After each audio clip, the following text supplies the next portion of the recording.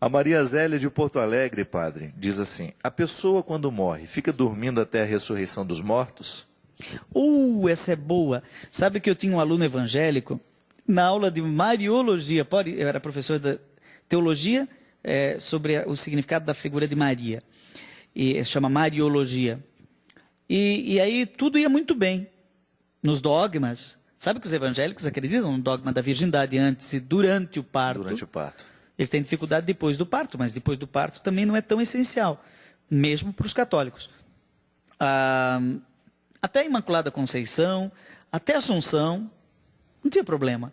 A maternidade divina de Maria, Maria Mãe de Deus, defende muito. E Lutero tem documentos lindíssimos, escritos lindíssimos sobre isso. Comentários sobre o Magnífica de Lutero. Mas na hora que eu comecei a falar da intercessão, aí ele disse, não, aí não dá.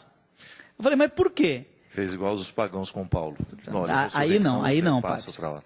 Até aqui ele estava mais mariano do que os seminaristas da sala de aula. Mas quando chegou na hora da intercessão, eu falei, por quê? Você não acredita que Maria... Não, acredito que ela vai se salvar. Ela é a mãe de Jesus.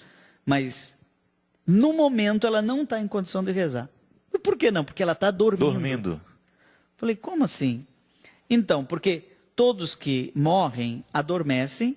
E como quando a gente dorme logo acorda, e parece que passou num piscar de olhos, assim vai ser o juízo final, aí uns acordam para condenação, outros... É uma maneira da escatologia evangélica clássica explicar esse intervalo entre o juízo particular e o juízo final.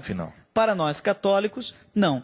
A gente morre e imediatamente vem o juízo particular e aqueles que são salvos repousam eternamente no coração de Deus, mas acordados. Né? Aí eu falei, mas como você... vê aquela frase que Jesus disse pro bom ladrão. Onde é que está a vírgula, né? Na frase. Hoje mesmo estarás comigo no paraíso. Aí ele disse, não, Jesus disse assim, e eu te digo hoje, estarás comigo no paraíso, um dia, agora vai dormir.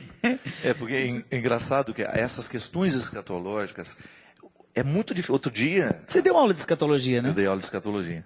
Na entrevista que a Marília Gabriela me fez, ela falou, padre, para onde a gente vai quando a gente morre? Deus me livre dessa pergunta, né?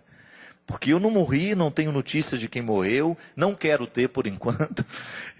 Voltamos àquela questão do programa quando a gente estava na semana retrasada, padre.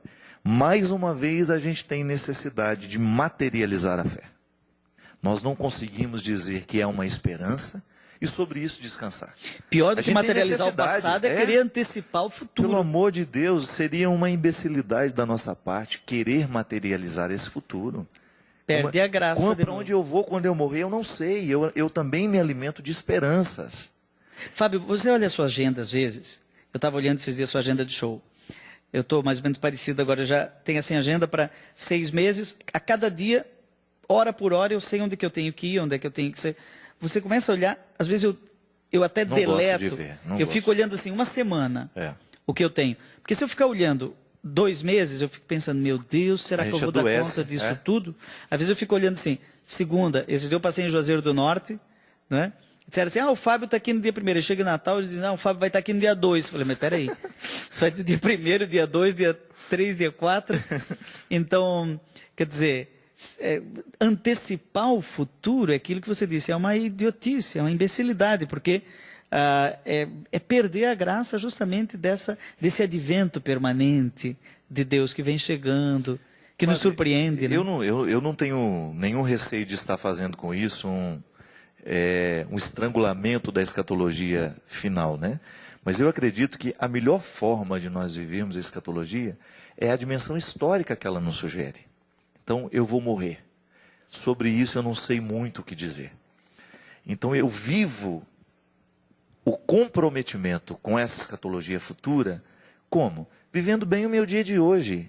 Eu quero ser feliz hoje, eu quero buscar fazer o bem no dia de hoje. É a melhor forma que nós temos de preparar a morte, é vivendo bem. Né? É isso que Jesus nos ensina. E isso é esperança. Tem aquele livro do Jürgen Moltmann, que é inclusive um evangélico, Teologia da Esperança. Ele não entra nessas questões de tecnologia escatológica. Na verdade, quando a gente fala de escatologia, está falando das coisas do fim, as coisas depois da morte, porque a gente fica falando palavra escatologia e o pessoal muda de canal. Né? Aqui escatom, né? Eles ficam com raiva da gente, viu? Fica. A gente fica falando de escatologia, estou brincando que é escada. Assim, quero saber desse negócio desses dois padres estão delirando aí na canção nova. Não, escatologia, as coisas que vêm, são as coisas do final. Mas viver o final agora é viver alegres na esperança. E Moltmann vai dizer que essa esperança tem que ser operante, né? Isto é, quando eu espero, eu faço alguma coisa por aquilo que eu espero. Eu não fico sentado esperando que o céu desça sobre mim. Não, mas eu me motivo a construir no meu dia a dia, a antecipar no tempo aquilo que é promessa para o futuro. Para não virar alienação. Alienação, o marxismo criticou, né? Marx criticou a fé cristã, aliás, toda a fé, não só a fé cristã.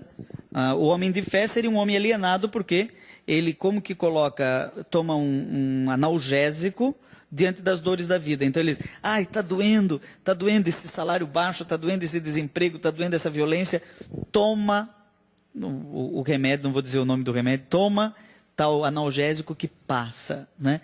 Reza que, o pessoal não diz, reza que passa. Por isso que ele dizia que era o ópio, né? Era o ópio. A religião era o ópio. Uma droga. Anestesiava, né? Anestesiava. Religião não é anestesia.